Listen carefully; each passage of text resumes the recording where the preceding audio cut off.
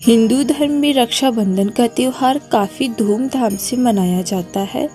इस दिन बहनें अपने भाई की कलाई में राखी बांधती हैं और उनके अच्छे स्वास्थ्य व लंबे जीवन की कामना करती हैं।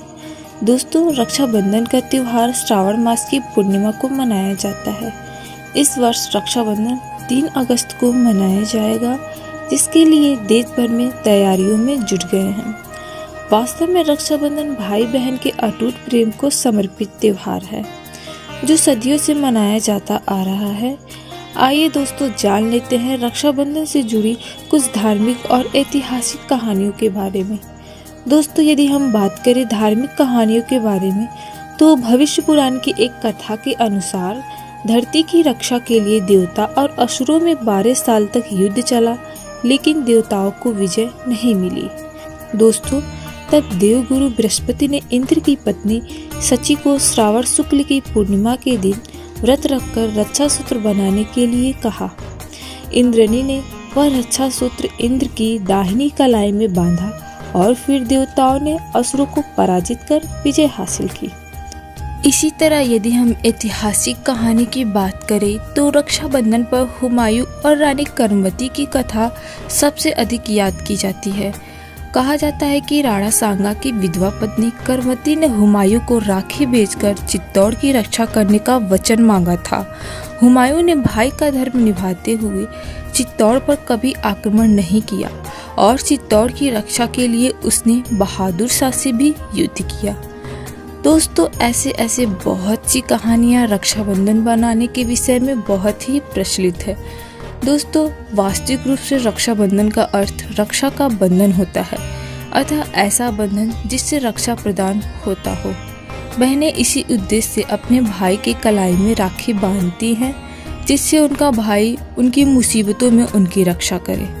लेकिन दोस्तों, सवाल यहाँ यह खड़ा होता है कि क्या केवल राखी बांधने मात्र से भाई के जीवन की रक्षा होगी, या फिर रक्षाबंधन बनाने से बहनों की मुसीबतों का निवारण होगा? तो दोस्तों, आइए अपने सवालों का जवाब इस वीडियो में जानते हैं। बने रहिए वीडियो के अंत तक और हमारे चैनल को सब्सक्राइब जरूर कर लें।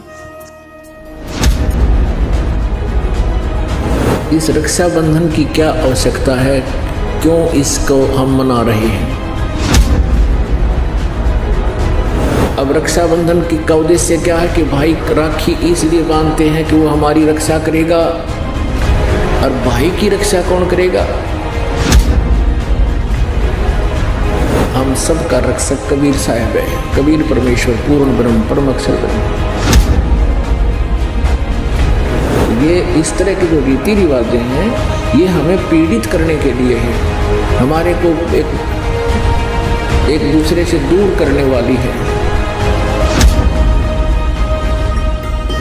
पुण्यात्मा परमात्मा को पाने में ये जो हमारी रीति रिवाज हैं, ये भी बाधक हैं। परमेश्वर ने कहा है कि मन कर धीर बांध ले रे बौरे, और छोड़ दे न पछलों की रीत। अब जैसे कल या आज जैसे भी राखी का त्योहार था,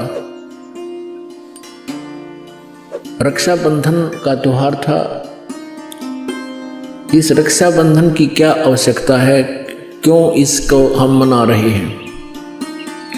ये काल के चलाए हुए अपने इस टाइम पास करने की खातिर, टाइम वेस्ट करने के लिए और हमें पीड़ित रखने के लिए एक ये रीति बना रखी है।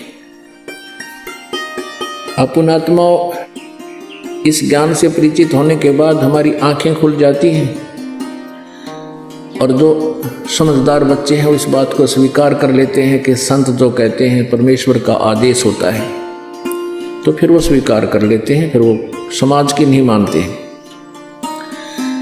एक बहन ने बताया कि जी, उपदेश लेने से पहले मैं राखी बांधने के लिए अपने भाई के वहाँ घर गई। वही रक्षाबंधन का दिन भाई की इंतजार कर रही थी। दुर्घटना के अंदर भाई की मृत्यु होगी, उसका शव आया, टक्कर मार मार कर रो रही थी। अब रक्षाबंधन का उद्देश्य क्या है कि भाई राखी इसलिए बांधते हैं कि वो हमारी रक्षा करेगा। और भाई की रक्षा कौन करेगा? हमारा रक्षक। कहते हैं जो रक्षक है उसको हम भूल चुके हैं। हम सब का रक्षक कबीर साहब है। कबीर परमेश्वर पूर्ण ब्रह्म परम अक्षर ब्रह्म।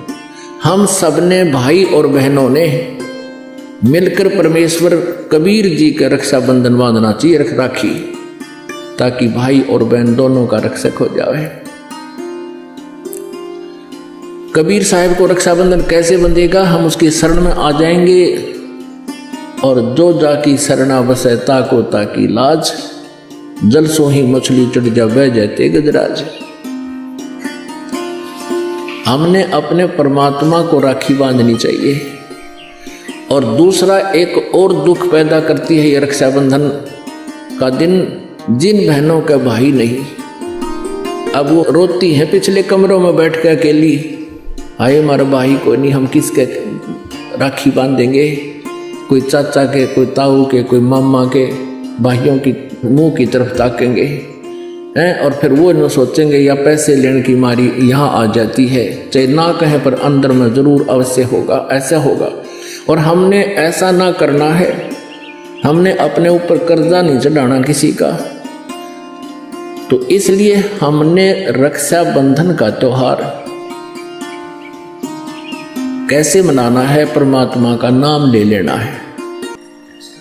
और फिर ये 10वां दिन यहाँ त्योहार होता है, सत्संग होता है, इसमें आकर के हमने इस परमात्मा के ज्ञान को सुनना है।